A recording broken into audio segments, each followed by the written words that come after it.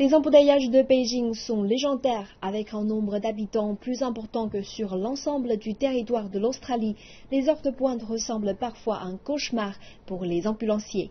Mais les choses sont en train de changer avec la mise en service de la première ambulance médicale aérienne.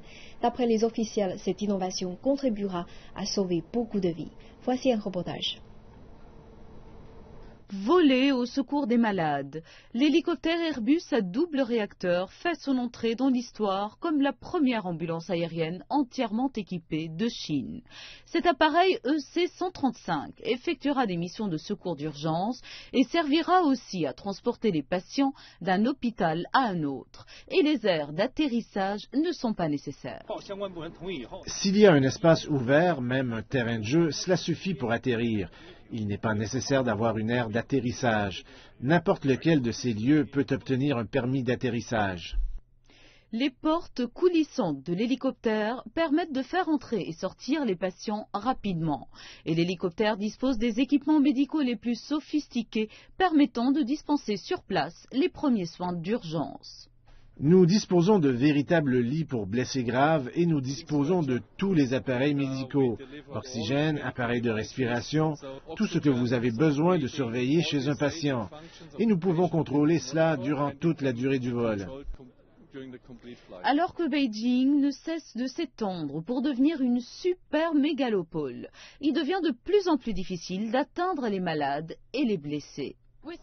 Avec plus de 5 millions de voitures sur les routes de Beijing, le transport rapide d'un patient dans un état critique vers un hôpital est un parcours du combattant. Mais à quelques centaines de mètres au-dessus, il y a beaucoup moins d'embouteillages et on peut se déplacer beaucoup plus vite.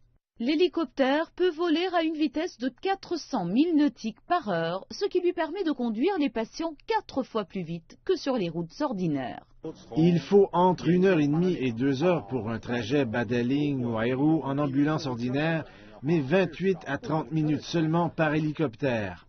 Cependant, le smog épais et fréquent sur la capitale est un problème qui pourrait ralentir la vitesse de l'ambulance aérienne. Nous évaluons les conditions sur le moment même pour décider si le vol représente ou non un risque.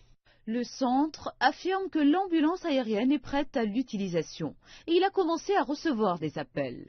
Il est probable que d'autres villes chinoises suivent ce même exemple et commandent leurs propres ambulances aériennes, une méthode déjà utilisée dans beaucoup de grandes villes à travers le monde. Aux États-Unis, il y a environ 900 ambulances médicales aériennes.